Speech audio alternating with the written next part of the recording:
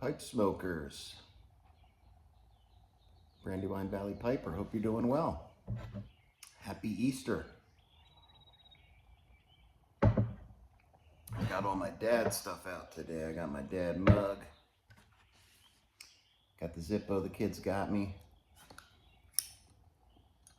It's gonna be a fun day, relaxing and hanging out with the family. I hope you have nice plans and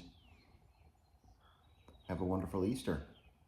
But wanted to send this video to Johnny, 209 Piper, Doc, my Penn State brethren. Congratulations on your 500 subscribers. If anybody's watching this and you haven't gone to Johnny's channel, 209 Piper, you owe it to yourself to go check him out. Give him a sub. Great guy, great videos, and I consider him a friend. He's a great guy. So, I want to do the VR for him, and also wanted to talk a little bit about this pipe.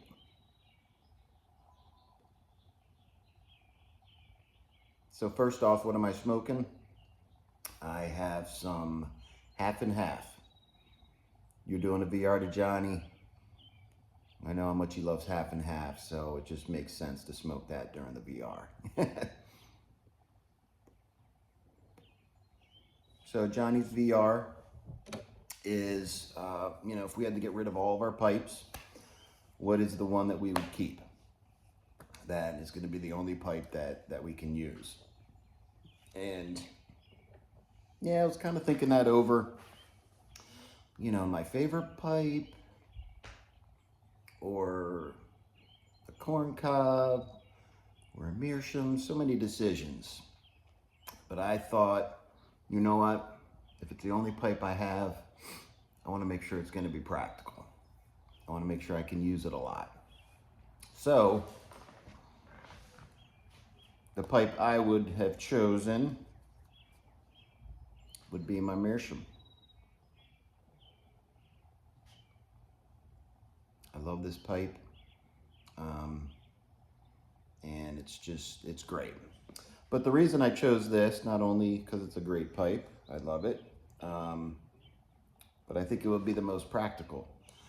If it's the only thing I'm going to be able to smoke out of, I don't have to worry about getting wet. I don't have to worry about smoking back-to-back bowls. I won't have to worry about what I smoke in it. I'm gonna smoke an aromatic one day, and later in the day, maybe I want to smoke a Virginia or an English or something. I don't have to worry about any lingering ghosts hanging around, and don't have to worry about the pipe getting saturated because I'm smoking it maybe a couple times a day. So that would definitely be my pipe. And I actually got that new Meerschaum too, which I didn't bring out here, but that's starting to give this one a run for its money. I'm really liking that Meerschaum too. It's much lighter, which I like the fact that it's lighter. But for this purpose, this is the pipe I would keep. Love this thing. So, Johnny, again, congratulations, and I am so glad that you got to your 500. Actually, I think you're well past that. Actually, I wanted to mention a question to the group. Now that we just got done Meerschaum Madness, and everybody got done, smoking their Meerschaums, probably more often than they normally do. Just got a question out there. If you could just answer it in your comments. What do you do to keep the inside of the bowl clean? Because you don't want to build cake. Obviously, that kind of defeats the purpose of the Meerschaum. You want it to absorb the flavor, the juices and the nicotine and all that. So what do you do to clean out your bowl so there's no cake that builds? I mean, I get a pipe cleaner in there, a Q-tip. I'll use a Q-tip to make sure it's dry. Get a pipe cleaner in there, and then I will actually get a piece of paper towel, kind of swish it up, stick it in the bowl, twist it, and continue to twist it until some of that blackness comes off. I don't know if that's necessarily, I think that's just kind of like the tar. But I was curious if anybody else does anything else. I've seen videos where people will just get a really coarse sandpaper and just kind of sand it off very lightly to get back to the Meerschaum so there's no cake that builds.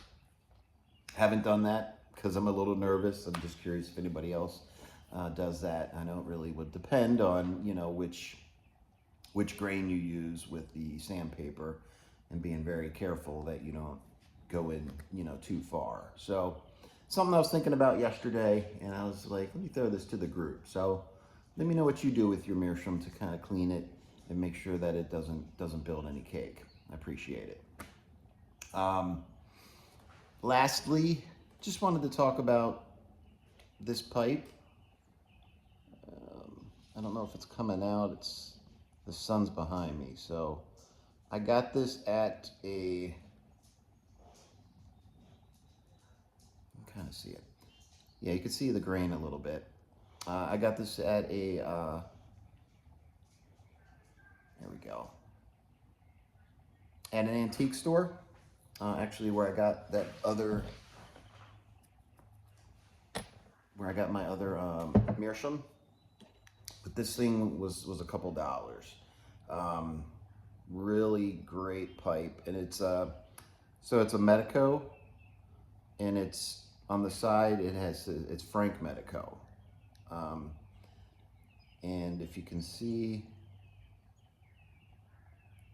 that emblem there, so that's an F for Frank.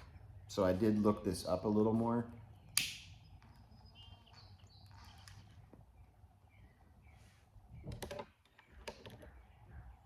And this is definitely an old pipe. They had it reamed and it was in good shape. I just gave it a salt treatment to, kind of pull anything out that they didn't get out. And I actually sanded a little bit of the cake that was left in here. That's one of the reasons why I was thinking about, what people do with their Meerschaums. But I looked it up, and it said online that if it has the F on the stem, I don't know if that's coming out. If not, I'm sorry. And also has a patent number on the side. So it has a patent number. I can't really read it. That signifies that it's definitely from the 30s or the 50s. So this might be the oldest pipe I have now. And it said if the patent number is on the side, then it's early on. So I would assume that would mean it's, in the late 30s, maybe early 40s. So really cool. It does have a filter, and I'm not going to show you that because I'm smoking it and it's nice and hot right now. So I'm trying to get, it doesn't really have a ghost, but I don't know if anybody's ever gotten an antique and it just has, it's hard to even explain, but it's got the old pipe smell to it, taste to it. So I'm smoking some Burleys in it. That's why I'm smoking half and half also today, but just gonna kind of smoke through that. It could also actually be the,